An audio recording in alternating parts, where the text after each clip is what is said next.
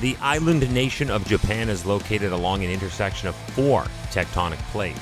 As a result of this, a tremor occurs in Japan with a frequency of at least every 5 minutes. That equates to a total of 2,000 quakes each year. You don't need me to tell you that this is a recipe for disaster. Hi, I'm Chris May, host of This Day in Weather History, a podcast from the Weather Network in Canada. And this week is brought to us by Tourism Ireland, where 3,000 years of Halloween history awaits you. Be with us this Saturday, October the 31st, for a special Halloween episode to learn about the ancient origins of Halloween in Ireland, while looking at some standout weather events around the world that had either helped or hindered ghosts and goblins on this special spooky day. The 1707 Hōei earthquake struck South Central Japan on October the 28th, this day in weather history. For its time, it was the largest earthquake in Japanese history.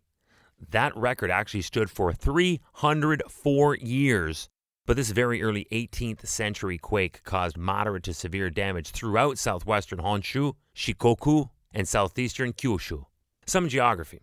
The southern coast of Honshu runs parallel to the Nankai Trough, which marks the subduction of the Philippine Sea Plate beneath the Eurasian Plate.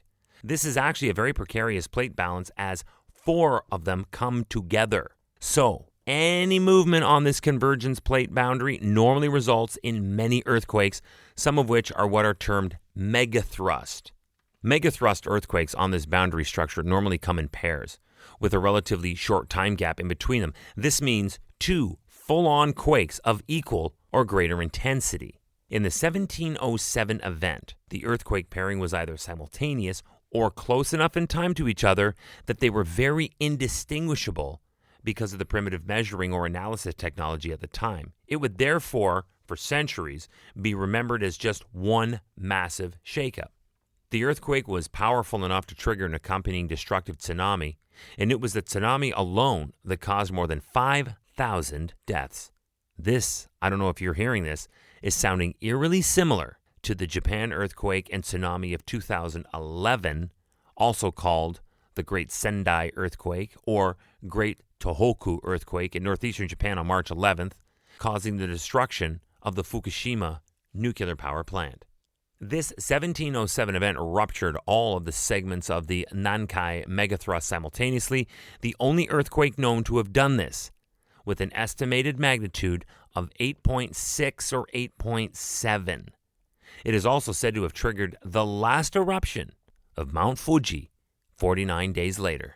The earthquake and tsunami, as well as causing the estimated more than 5,000 casualties, also destroyed 29,000 houses and was responsible for at least one major landslide. This landslide, one of the 3 largest in Japan's history, was felt far and wide, spanning an area of almost 2 square kilometers with an estimated volume of 120 million cubic meters. And the Nara Basin suffered crust liquefaction as a result of this event.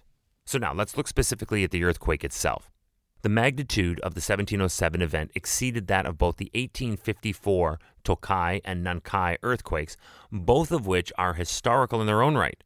First, the uplift observed at Cape Moroto is estimated at 2.3 meters in 1707 compared to the 1.5 meters in 1854. That's almost double.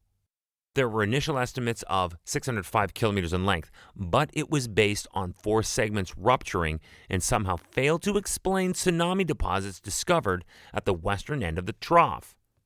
But an additional area at the southwestern end, part of the so-called Hayuganada segment, gave better data and a closer to actual rupture length in the range of 675 to 700 kilometers. Now, let's talk about that tsunami. Water rising up around the southwestern coast of Kochi saw current heights average 7.7 meters, with up to 10 meters in some places. Areas of greatest inundation included 25.7 meter high sea rise at Kure, Nakatosa, Kochi, and 23 meters at Tanizaki. There have been studies in monitoring whereby volcanic eruptions over time have proven to be a harbinger of a coming violent earthquake, and vice versa, where earthquakes in a volcanic region gets volcanologists standing at attention, monitoring seismic graphs and pressure monitors for the possibility of eruption. These are both necessary to take seriously for the purposes of evacuation of people ahead of disaster. These practices are also common in volcanically charged countries like Japan, Hawaii of the United States, Indonesia, and Chile. Mount Fuji erupted on December 16th of 1707, 49 days after this day in weather history. Tomorrow is October 29th, and we will feature the gripping conclusion to Hurricane Sandy the night the lights went out in New York City as Sandy hit shore.